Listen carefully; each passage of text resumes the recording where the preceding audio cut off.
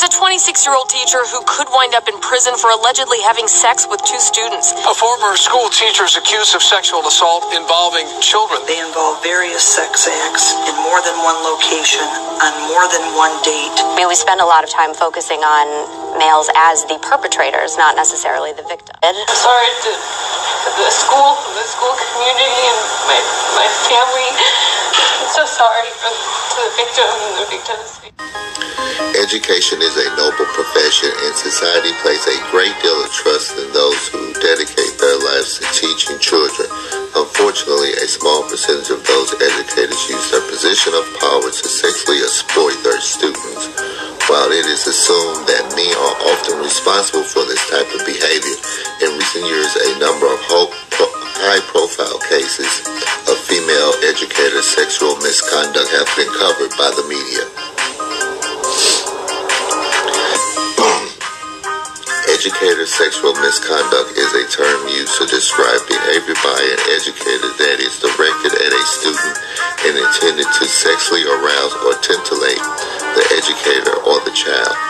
The word educator not only includes classroom teacher, but also coaches, counselors, administrators, tutors, and aides. Victims include students up through 12th grade. This misconduct pertains to any physical, verbal, or visual sexual behavior between educator and student.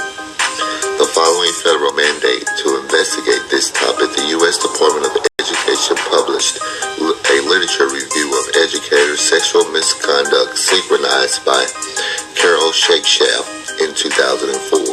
According to her analysis, 9.6% of high school students have experienced some form of educator sexual misconduct during their school year.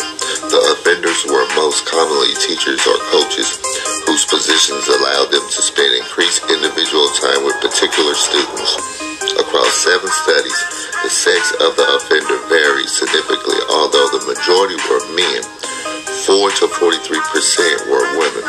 The offenders ranged from 21 to 75 years, with a mean age of 28.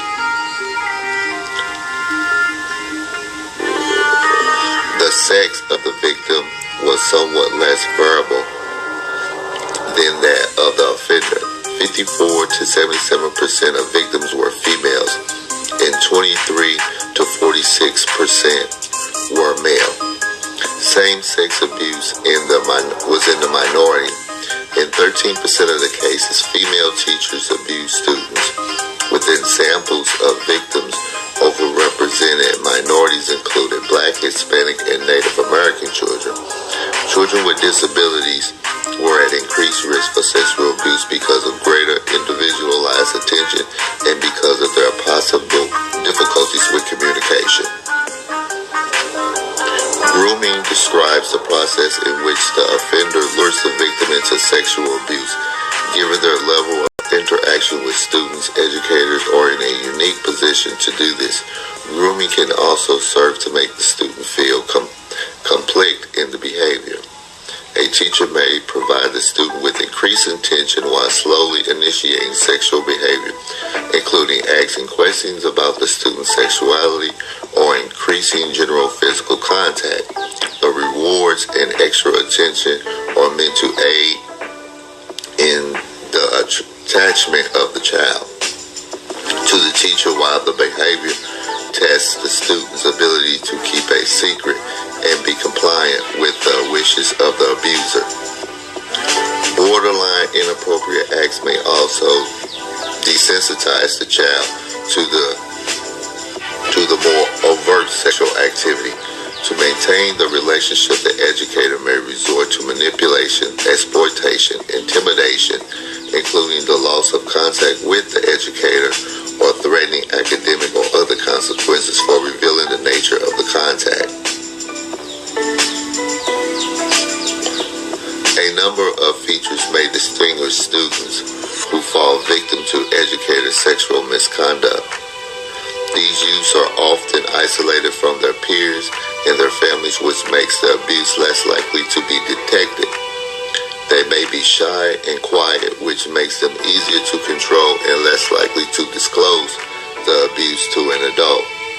On the opposite end of the spectrum, the victims may be troublemakers who, on the basis of their past behavior, are likely to be believed by authorities, even if they do report the abuse. Women account for fewer than 10% of all arrests made for sexual offenses. It is strongly suspected that this figure represents an underestimate of the actual number of crimes that occur. For example, 60 to 80% of men sexually abused during their childhood identified a female perpetrator. Female sex offenders are often white, have a history of substance use, and have been victims of sexual abuse themselves. They often commit the crimes in their 20s and 30s. Several assist in understanding these offenders. One of the categories the teacher lover describes women who assert that they are educating their victims about sex as part of a conscious relationship. They often claim that their behavior does not constitute abuse. Heterosexual natures or women who develop sexual relationships with children and adolescents on the basis of feeling of love or a desire for intimacy. These women also often mistakenly assert their behavior is not abuse. Educators working in primary education K-12 who engage in sexual activity with their students can be categorized by the age of their victims. The first group consists of those who sexually abuse elementary school children. These individuals are frequently considered high achievers in their profession. They may have won awards highlighting their outstanding teaching abilities and are frequently well liked by both students and parents. The educators may use this positive standing to become close to students and their families and increase their ability to engage in sexual relationships with the children. These traits make the revelation of their aberrant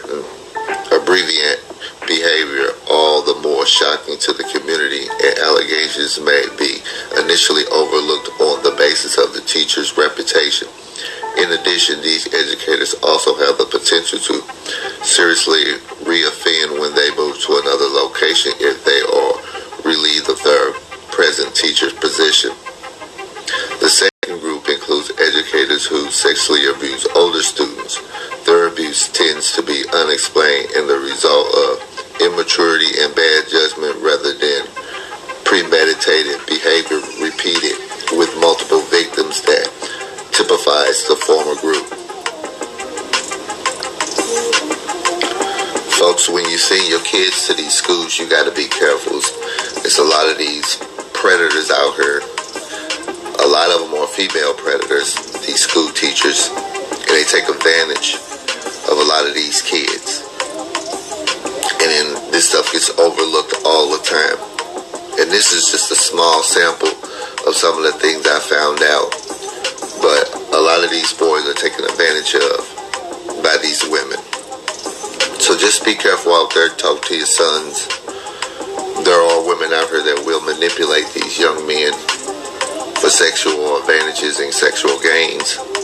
So it's best that you talk to your child and let them know that it's all right if something's going wrong to talk to their parents about it. If you like the content, feel free to share it. Like and subscribe to the channel. And it's a lot of this stuff goes on in these schools all across the country. And a lot of this stuff don't get reported. A lot of this stuff, gets swept under the rug and the public has no idea. But a lot of these predators go in the field of teaching just to have an abundance of children to have access to. Peace, and I'm out. I would love to go home to be released. That'd be amazing. I don't know if there's just stay at my house, or I'd love to go home to my husband. Zamora was booked to the 4th Avenue jail on Thursday. Miss Zamora, did you have a After a parent came forward with alleged text messages between Zamora and her son, conversations indicating there were sexual activities happening between the two on and off campus.